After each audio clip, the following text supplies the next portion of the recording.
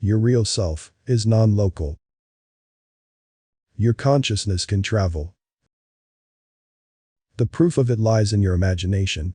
You can right now imagine anything with sensory vividness. Are you skeptical? Close your eyes and imagine there is an ice cube on your palm. Do you feel its chilling sensation on your palm as it slowly leaves a puddle of melted water? Now, imagine something else. Imagine grabbing onto a prickly rose. Its thorns are not hurting you, but you feel the slight poke in your hand, but you are more infatuated by its rosy smell that has captivated your attention. Now, if you can touch and smell and see, then according to our beloved mystic Neville Goddard, it must exist somewhere. Still not persuaded? Let me give you an example every one of us has experienced. That is our night dreams. In one of my recent dreams, I was in a New York apartment with huge windows. Basically, huge glass walls towards that street. I was lucid and could feel that I was literally there. I could feel the bright orange sunlight illuminating my rustic brick-style apartment. I felt like I was back in time, in the 80s. Now mind you, I was born in the 90s. But here I am, dreaming about a time I wasn't born in a city I have never been to, and perhaps in a reality that I am currently not a part of. I am here in 2025. But in my night dream that was so vivid that I can recall it right now and feel the reality of it, I was there. Now every single one of you dream at night. Your dream recall might be untrained, therefore you forget. But you travel to distant lands. Meet familiar and unfamiliar people and do different things. That is the real you, having a quantum experience. If you haven't watched this video yet, watch it after this video and you will understand this video deeply. In which Neville Goddard explains his out-of-body experience where he slips into a painting on the wall. Sounds trippy, but bear with me here. You don't know your real self intimately enough. That is why you feel weird listening to this. But you are non-local and eternal. So, Neville explains this fascinating out-of-body or parallel reality or quantum jumping experience. It is difficult to label exactly what it was, but he claimed it to be as real as reality itself, if not more real. Anyhow, I am confident that I have been able to convince the majority of you guys that we are non-local. Because we all have been in a nightmare absolutely terrified. Only to awake and realize it was a dream. Now, the more you deeply know your real self, the more lucid and non-local you become. This body is the shackles, holding us firmly into this realm, but our spirit can leave and come back. So where am I going with all this? I have given you relatable experiences to showcase that you already do this. So now I will lay down the spirituality behind it. What is this quantum law of being? The field of quantum physics deals with particles. Smallest building blocks of our reality. Now, I am not going to go in details about it here, because some theoretical physics expert is going to refute it with his science stuff deeply seeped in scientism, which is mostly theoretical by the way. Left brain dominant individuals devoid of any spiritual understanding. It is pointless to argue with them. As Christ said, therefore, if your eye be single, your whole body shall be full of light. That is, left brain and right brain in balance, opens up your single eye. The third eye or spiritual vision which can see through the illusion. This state of mind equilibrium is also called the hemisync, which the CIA was experimenting with to achieve remote viewing. Another example of quantum non-locality. Anyways, that's not the focus of this video. I want to deal with the practicality of things. Basically, quantum physics deals with potentia. That is, when we go small enough, we encounter particles that collapse into nothingness and spring from nothingness. The scientific explanation of why that happens is a nothing burger, because mainstream scientists do not want to admit the role of consciousness in collapsing a certain potential into experience. Basically, nothing physical exists, it is all potential. We live in the body of God, the ancient symbolized as the all. And now modern mystical scientists like Dr. Joe Dispenza call the quantum realm or quantum field, where all potential exists, waiting for an individualized consciousness to collapse into experience. So, the ancient saying that it is all Maya, aka illusion, makes sense. It is paradoxical, but nothing exists but consciousness. As Neville Goddard puts it, there is nothing but God in this world, and your own wonderful human imagination is God. If consciousness is non-local and non-physical, and God is the primordial or source consciousness, then God can only create things out of its own being, which is consciousness individualizing itself and using imagination to conjure up worlds, which is essentially an illusion. Now, illusion does not mean that it is not real.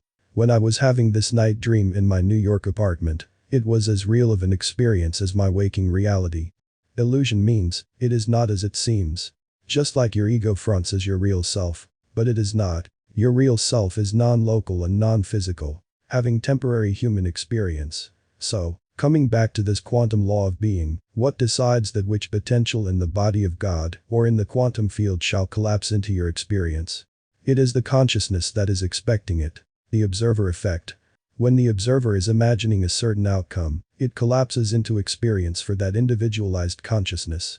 Now, we are all one with God. I and my Father are one, but my Father is greater than I, said Christ. So, the Father is the body of God, and you are the Son, an individualized aspect of God. The only difference is in the degree of awareness. God is aware of all, you are only aware of yourself. But essentially you are one. So, in the body of God exists all potential. This is where the concept of parallel realities comes from, and you the Son, with your imagination and expectation, collapse a certain reality into your experience. This is the quantum law of being. Now, how do you do that? As I prefaced this video with the idea of imagination being the body of God, and made you go through the mental exercise of feeling an ice cube and a rose in the palm of your hand. Well, you can imagine anything right now, can't you?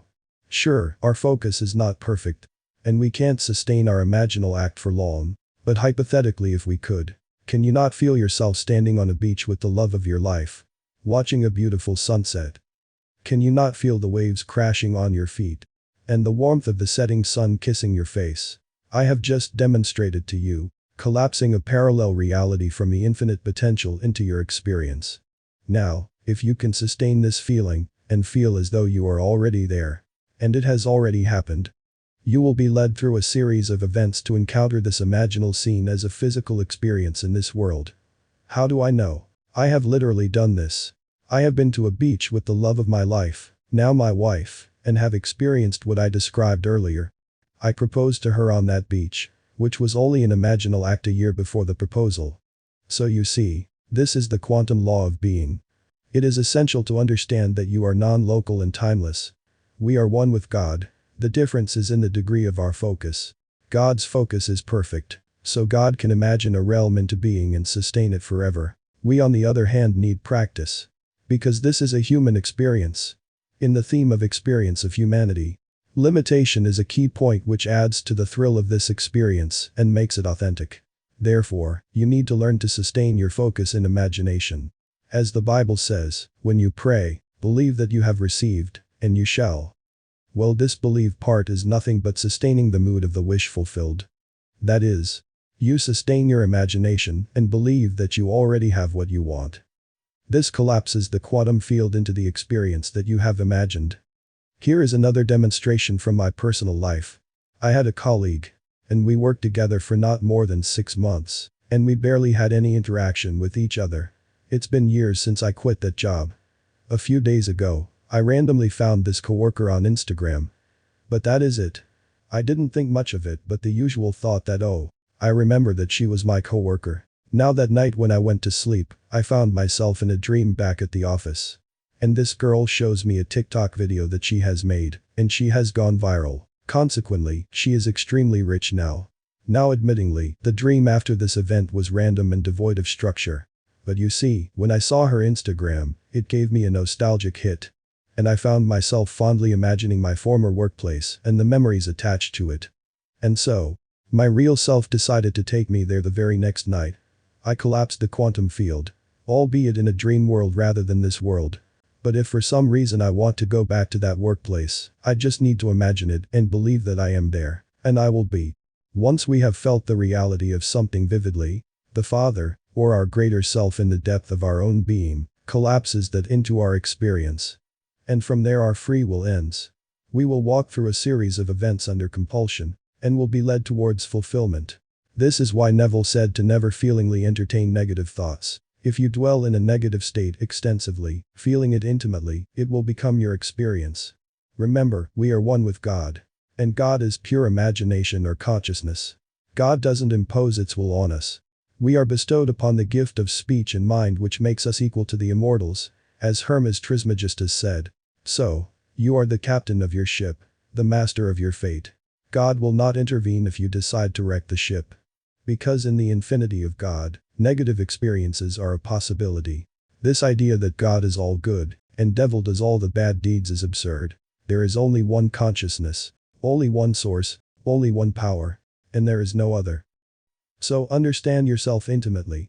Watch your dreams, observe your thoughts, master of your imagination. You have far more power bestowed upon you than you have been led to believe. You just don't know how to wield it. So, you are getting your behind handed to you from time to time. The only way is within, not without. The without is just smoke screens and mirrors. And the quantum law of being is, God is everywhere at all times. So, God is right there where you are. God is right here, in this now. Yet man searches everywhere but within himself.